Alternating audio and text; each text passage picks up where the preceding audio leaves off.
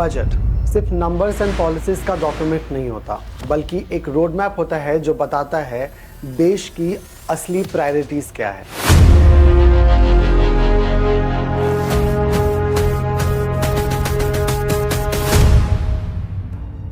क्या आप जानते हैं कि भारत का कौन सा बजट एक ड्रीम बजट जैसा था और कौन सा बजट काले बजट के नाम से जाना जाता है? आज हम देखेंगे कुछ ऐसे बजट्स की कहानी जो बदल गए थे देश की आर्थिक दिशा और कुछ ने देश को मुश्किलों में डाला। ब्लैक, ड्रीम, गुड, बैड हर पहलू को समझेंगे ताकि आप समझ सके कि बजट सिर्फ नंबर्स का खेल नहीं बल्कि एक अहम कहानी है। आगे बढ़ने से पहले अगर आप यूनिक ग्लोबल एजुकेशन चैनल पे नए हैं तो हम ऐसे ही टॉपिक्स को अंडरस्टैंडेबल और एंगेजिंग मैनर में आपके साथ शेयर करते हैं, तो please hit the subscribe button now. और अगर वीडियो आपको अच्छा लगे तो प्लीज सबके साथ शेयर करें।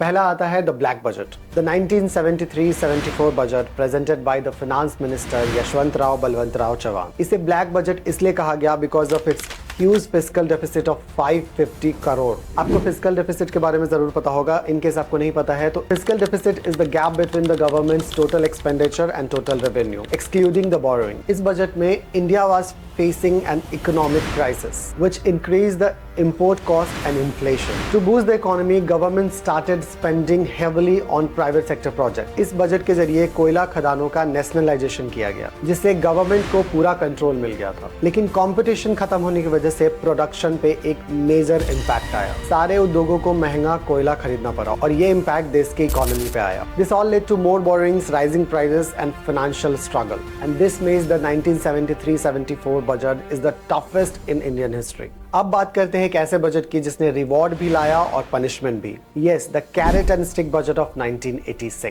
कैरेट का कॉनोटेशन यहाँ पे है मॉडिफाई वैल्यू एडेड टैक्स, जिससे कंज्यूमर्स का टैक्स बर्डन कम हुआ। पनिशमेंट यानी कि स्मगलर और ब्लैक मार्केटर्स जो भी टैक्स इवेडर्स है उनके लिए सख्त कानून लाया गया। वीपी सिंह के इस बजट ने जहां एक तरफ टैक्स रिफॉर्म्स किए वहां दूसरी तरफ इकोनॉमिक क्राइम्स को लेके भी कड़ा एक्शन लिया। इसी वजह से इसे कैरेट एंड स्टिक बजट कहा गया। The next come roll back budget. ये 2002-2003 का बजट रोल बैक बजट इसलिए कहलाया क्योंकि फाइनेंस मिनिस्टर यशवंत सिन्हा को पब्लिक प्रेशर और ऑपोजिशन की वजह से कई पॉलिसीज वापस लेनी पड़ गई थी, इसलिए इसे कहा जाता है roll back budget. This budget increase the price of LPG, sugar and kerosene, but later on the hike had to be rolled back. अब हम बात करते हैं ड्रीम बजट की। The 1997 budget is known as the dream budget. इस budget को लाया गया फाइनेंस मिनिस्टर पी चिदम्बरम के द्वारा। He had introduced major tax reforms in this budget. Income tax को सिंप्लीफाइड स्लैब्स में डिवाइड किया गया और कॉर्पोरेट टैक्स रेट्स को लोअर किया गया। साथ ही साथ ब्लैक मनी को रिवील करने के लिए VDIS स्कीम भी लॉन्च की गई। अगर आपको पता नहीं है VDIS क्या होता है तो VDIS का मतलब होता है वॉलंटरी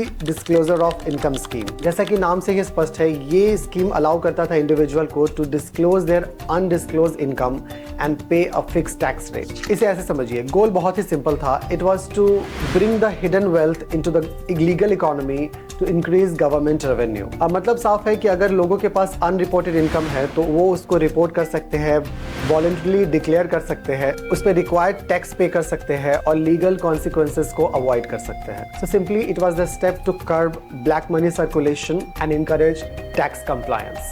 अगला आता है लाइसेंस राज बजट। 1957 का यह बजट लाइसेंस राज बजट इसलिए कहलाया क्योंकि इंपोर्ट्स पे लाइसेंस मैंडेटरी कर दिया गया था। मतलब कि सरकार के बिना अनुमति के, without the permission of the government, कोई भी इंडिविजुअल या कंपनी विदेशों से सामान इंपोर्ट नहीं कर सकता। तो यह स्कीम आया था लोकल कंपनी, लोकल इंडस्ट्रीज को बाहर के कॉम्पिटिशन से बचाने के लिए, मगर इससे करप्शंस भी उतने ही तेजी से हुए। यही लाइसेंस राज की शुरुआत मानी जाती है। इसके अलावा वेल्थ टैक्स इंट्रोड्यूस किया गया और एक्साइज ड्यूटी 400% तक बढ़ा दी गई। The next come apical budget और लिबरलाइजेशन बजट। 1991 का यह बजट देश के लिए एक रेवोल्यूशन था। इस बजट में लिबरलाइजेशन पॉलिसीज इंट्रोड्यूस किए गए जिससे फॉरेन कंपनीज के लिए इंडियन मार्केट्स ओपन हो गए थे। The licence Raj was abolished. The private sector was encouraged and import-export policies were relaxed, allowing the economy to expand globally. This budget laid the foundation for economic reforms that transforms India into more